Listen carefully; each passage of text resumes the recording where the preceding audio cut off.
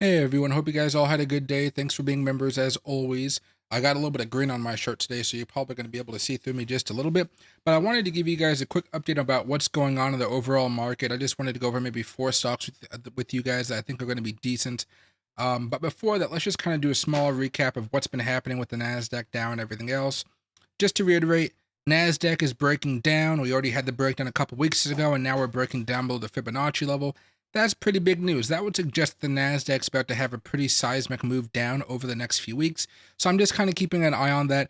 Maybe there'll be some big news that can pop us back up. But for right now, we're pretty darn bearish, okay? The Dow Jones continuing its breakdown, and man, this looks pretty darn abysmal here.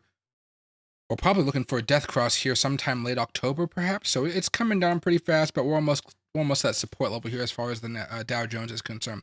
SPY just broke down this week, or it's most likely going to be confirmed that we're breaking down this week, right? We are actually hitting a level of support right now, but it seems like it's not doing much to really stop us here. I want to add on a Fibonacci retracement here, and you can see how we just pretty much plummeted back down. And really, if you guys looking to do some SPY calls, I already talked about SPY puts last week. Those are probably making you some money now. But if you guys looking to do SPY calls, anywhere between 417 and perhaps 419 would be a good opportunity for a nice pop. Me being a little bit more greedy, maybe 418 to 417 in that like prime zone I'd be looking to buy. And then from there, you're going to be looking for some type of reversal. I would not buy it when it just hits that mark unless you see some type of major support there. I'd be looking on something like the 15-minute chart where you're starting to see something like this, where you can see we're slowing down a little bit. And then what you want to see is us break out above 422 or something close to that. If you guys want to trade that type of momentum move, you guys don't have to buy all the way down here at 418 or anything like that. You guys can literally just wait for this reversal. You're going to get a change of character here on the 15-minute chart or the hour chart. And then from there, you can go and do some day trading. I would say day trading is probably the best because you're probably not going to have a big move until maybe today's Tuesday. I'd say sometime on Thursday, Friday. Because as you're looking at this, you could see a move up, especially because the SPY here, right, we're in this downtrend. But that breakout move probably wouldn't happen until Thursday or Friday, okay? So with all that in mind here, let's take a look at a few different stocks here. First, starting off with Apple. Let's get back over to the weekly charts so we can just kind of zoom out here. All right. Weekly chart, you can see all the stuff from after COVID. Apple's been kind of choppy, had that big move up the last few months. And now we're teetering on the verge of collapse. And this is because some China stuff, the economy, Speaker McCarthy, all this wild stuff going on right now, okay? Now, we're still a long way before this death cross occurs, but we did find a level of support at this Fibonacci level, at least on the weekly charts, around $170. So if I go over here to the daily chart, you'll see that we never broke down below it, but we did come down below it, just not close down below it, right? You're about to get squeezed here quite a bit. Just like with the SPY here, everything's kind of showing a little bit of strength. It's like, hey, last few days we've kind of steadied off a little bit. You're hoping for that type of seismic breakout that can give you guys a short-term trade of about 1 to 2 days. Same type of concept as a SPY, nothing too crazy. You saw this breakout right here. It's a small breakout. I won't say it's something crazy, right? Honestly, the way I would view this is you can almost see in a sense here. Let me go to the 4-hour chart. A pretty ugly head and shoulders, right? You got a shoulder, a head, and a shoulders. Now we did manage to like break down below it right here, but kind of within this, there was another shoulders, head, and shoulders here, in which we broke down or retesting. And historically, when that happens, we typically come back down and we do break down. So for this one, you got a couple different options here. Let me just get rid of some of these little circles here because I hate having them on the screen. It's never easy to take them off like you do put them on. Okay. So what I'd personally do is I might wait a couple more days until we get a choice between the 20 and the 200 daily moving averages. If we start to break down below that 200, I would short this thing down, and you're probably going to see Apple's start coming back down to 161. It also matches up with a level of support right above my head right here, and that'd be a good level of support to aim for here. That's if you guys are on the put side. I'm much more likely to be on puts right here. In the Nasdaq, like I said, looks a lot more bearish than the SPY here, because at least the SPY has been trying to find some neutral ground. But as far as the Apple's concerned, we're still going down. Let's back up to the weekly chart very fast. Usually the way I try to time these things is I'm just waiting to see if we're going to close down below this Fibonacci level sometime throughout the day, and then I'll open up my put position, then I'll hold for 1 to 2 days as it kind of crashes back down, and on those crashing days, I will tend to cover my position, close my position and take my profit and run.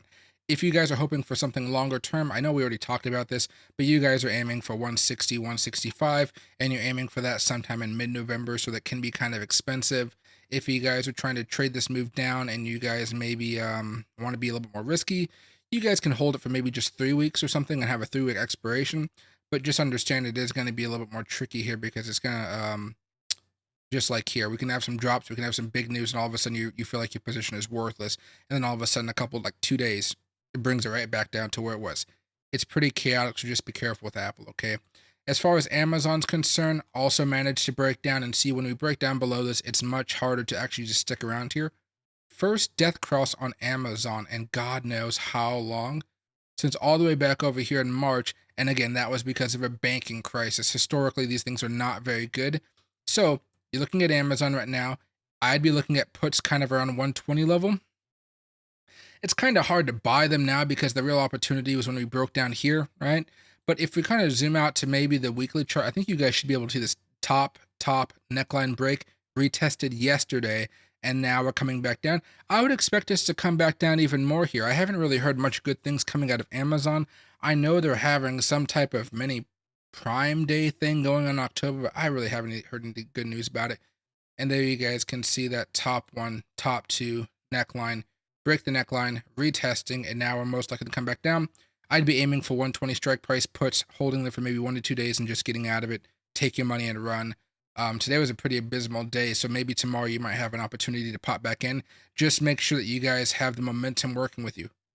On the MACDs, on the weekly chart, yeah, it's coming down. The daily chart, it's been coming down for a while, and if you guys traded off of that one, you guys would have known that the crossover hammer here, it's been a pretty good time, okay? Now, 1 hour chart though, just be aware we are looking for a pop, and that pop will usually give you an opportunity to enter into the position. That's only if you guys agree with me that we're most likely going to be heading back down, okay? And lastly, we're going to be talking about AMD. This one's always a fun one. Maybe the weekly chart first, I guess. The crossover already happened on here quite a bit of time ago. But we're kind of in this nasty channel where we just keep on coming down and down and down. I would not buy this until we break out of that trend. I just don't see it happening anytime soon unless they have some type of really good earnings report, which isn't scheduled to happen until October 31st. That's going to be a while away, okay? So until then, we have this old level of support right over here, that used to be resistance. We already broke down below it, which means it's not going to be hard for us to break down below it again. But today we did use it as a little bit of support here, just a tad, okay? So again, I would be using tomorrow if we have a pop-up day to re-enter into some puts. And then from there, I'd be more likely to say, hey, let's see what happens as we have this death cross over here. These are 3-week holds for me as far as AMD, because you might see it pop up a little bit more before it eventually comes back down. If you're looking for just getting the aggressive move itself and not having to deal with the choppiness beforehand, which kind of leaves you with like down 20%, up 20%, down 20%, I would probably say you can wait about until like next Monday or Tuesday if you really want to. For me, I'm probably going to be buying some puts around the $95 strike price here tomorrow and just holding them for about a week and a half to 2 weeks. You can see all those death crosses just hurtling towards each other, and AMD is no joke. This thing has popped up so much so fast that it's definitely needs to come back down a little bit. But this death cross, it's really only going to take you maybe back down here to $90, $91. So keep an eye on everything. But if you're going to, play around with this, Fibonacci levels are pretty much your friend here. All right. Let's move this along here. I have to go to the weekly chart to help you guys out here. All right. And then the last thing we do here, this is one of those special ones. There we go. Just had to adjust it for log. Support.